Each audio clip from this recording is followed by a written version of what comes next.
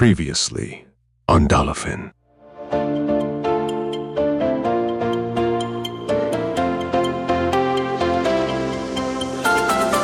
Floodlights burn through the darkened haze. Boots on dirt in a war-torn maze. Walk beside two men thin and worn. Eyes like glass but their will reborn. They glanced at me like I'd shared their cell. Whispers cracked from the silent shell. Cameras flashed as we reached the line. But I'm not from this place or time. I can see sound, I can feel the light. Every pulse of the cosmos burning bright. Reality bends where my thoughts take flight. A music teacher by day, a dreamer by night. As Owen approached what he thought was solid ground, the scene shifted again. The faint hum that had become his constant companion roared to life, and the floodlights of the Ukrainian base camp dissolved into pinpricks of starlight. Suddenly, he was weightless. He floated, his movements slow and deliberate. His eyes adjusted to the dim interior of a confined space. Metallic walls curved around him, dotted with buttons, screens, and glowing indicators. Through a nearby window, the earth hung in the vast blackness of space, a stunning sphere of blue and white. He was on the International Space Station. Owen's breath caught in his throat. He turned slowly, his movements constrained by the lack of gravity. There were no soldiers here, no rubble or flames, just the hum of machinery and the faint whispers of static from a distant radio. Hello? He called out, his voice bouncing off the narrow walls. There? A voice crackled through the station's communication system. Commander Vega, this is ground control in Houston. We're still working on the Falcon X launch. You'll need to hold tight until we resolve the stabilization issues. Owen frowned. Commander Vega? He didn't remember signing up for this. Hold tight. Got it. He replied, unsure of what else to say. His hands brushed against the controls, and he peered out the window again. The sun was setting, or at least it appeared to. From his vantage point, it happened in mere minutes, a surreal dance of light and shadow as the station orbited the Earth.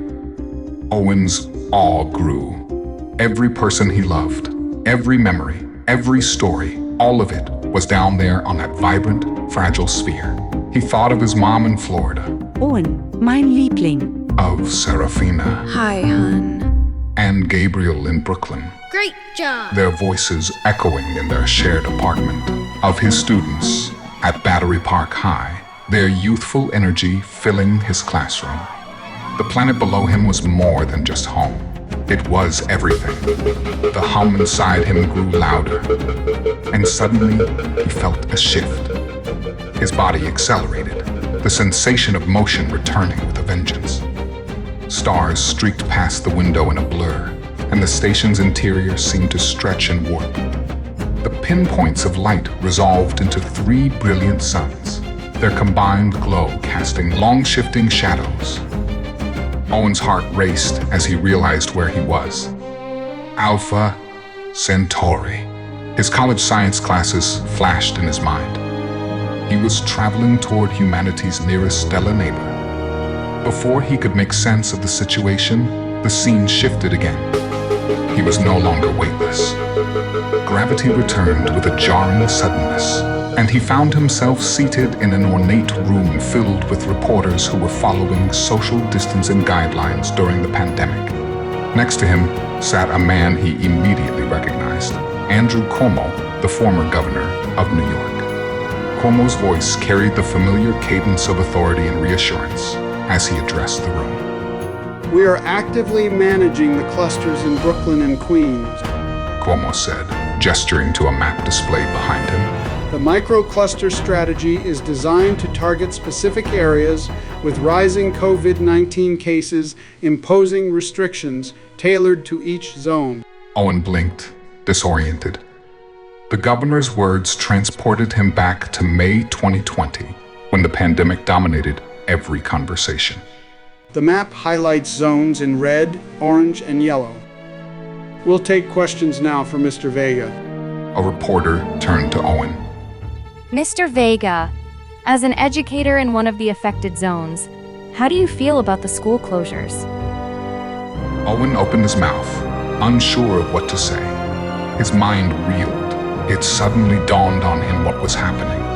He was trapped in the news. His hands gripped the armrests of his chair, and he fought to steady his breathing. Well, education is critical, He managed, his voice trembling. but so is safety. We need to find a balance. The reporter nodded, jotting down his response. Thank you, Mr. Vega. And we believe the microcluster strategy provides this type of balance. The hum inside Owen grew louder again, signaling another shift. His pulse quickened. He didn't know where he was headed next, but he braced himself for whatever reality awaited.